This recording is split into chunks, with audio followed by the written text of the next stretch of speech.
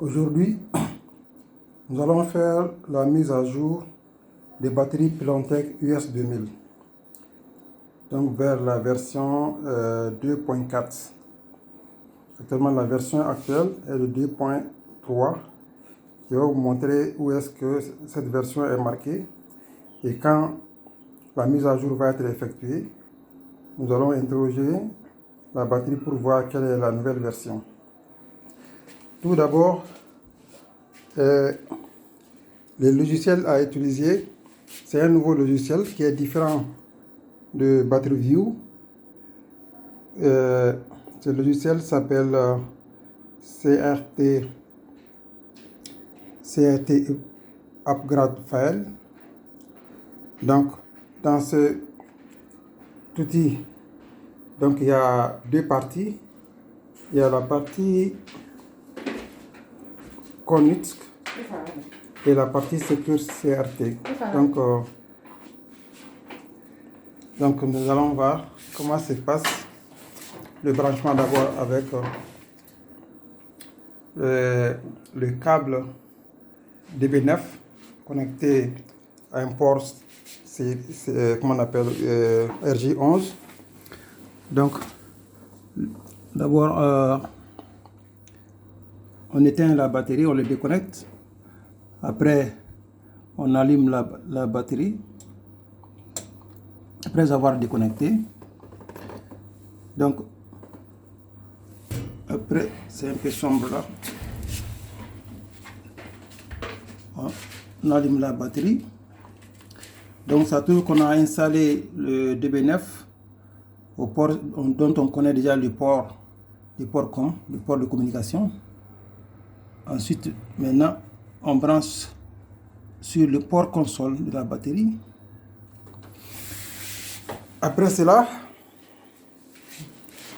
donc, on vient d'abord pour faire la connexion. Donc, la connexion se fait avec cet affichage.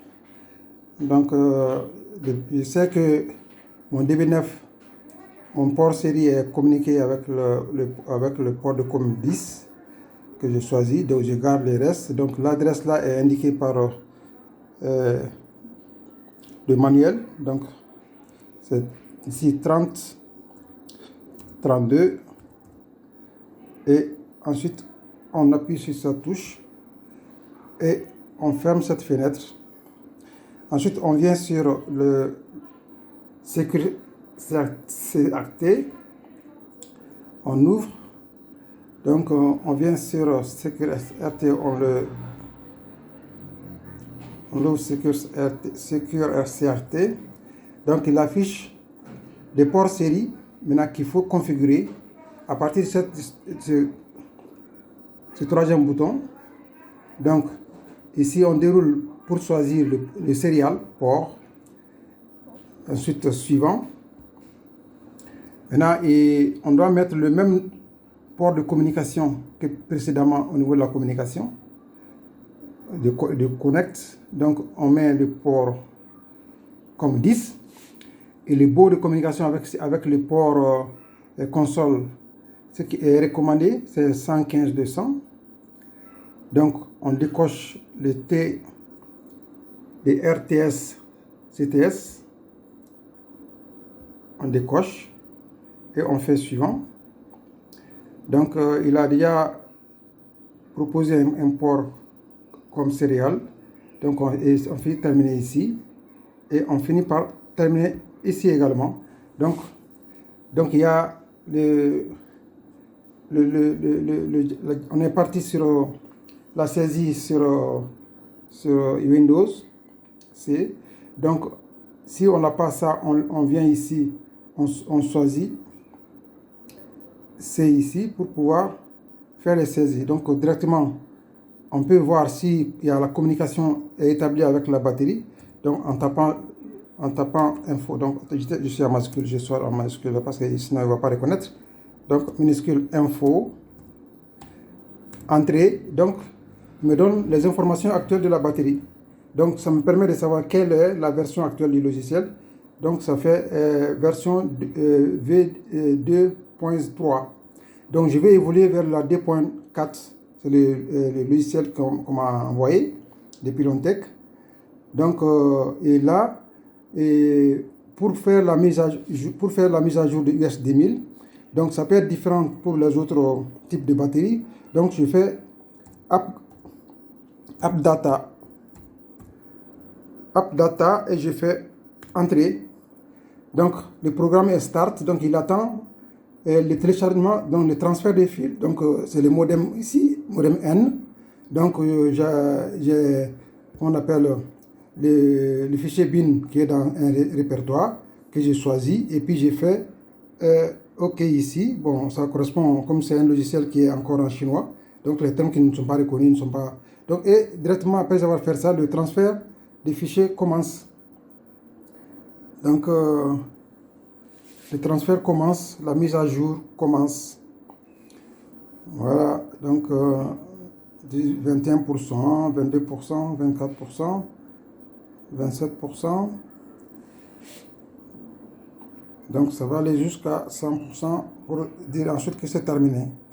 Quand c'est terminé, je vais encore interroger pour voir quelle est la nouvelle version. On a retenu que l'ancienne version c'était 2.3.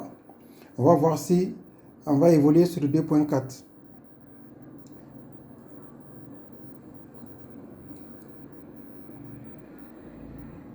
Bon, pour rappel, j'avais tenté avec BatteryView. Bon, j'ai pas pu, après plusieurs tentatives, faire la mise à jour. C'est ainsi que ce nouveau logiciel qui est en développement, et les ingénieurs de Longtech m'ont proposé de l'essayer. Voilà, donc le transfert USB 2.4 bin est 100%. Donc ici, je peux interroger pour voir en faisant encore info. Et ça me donne, voilà, pilon USB KB BPL, ainsi de suite, version du logiciel 2.4.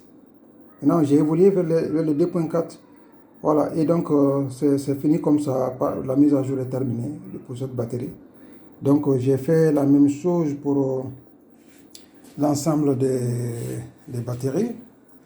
Bon, j'espère que cela va permettre de résoudre mon problème de communication avec mes onduleurs, parce que j'avais encore des problèmes de communication avec les onduleurs. Les onduleurs n'arrivaient pas à reconnaître les batteries en parallèle. Donc, ils m'ont conseillé que pour que ces onduleurs Growatt SPF 5000 HVMP donc puissent communiquer avec les batteries, qu'il fallait évoluer vers la version 2.4 des BMS des batteries. Donc, c'est ce que je viens de faire. Donc, je vais voir si mon problème est réglé ou non.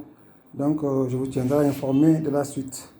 Allez, merci de m'avoir écouté. Allez, bonne fin de journée.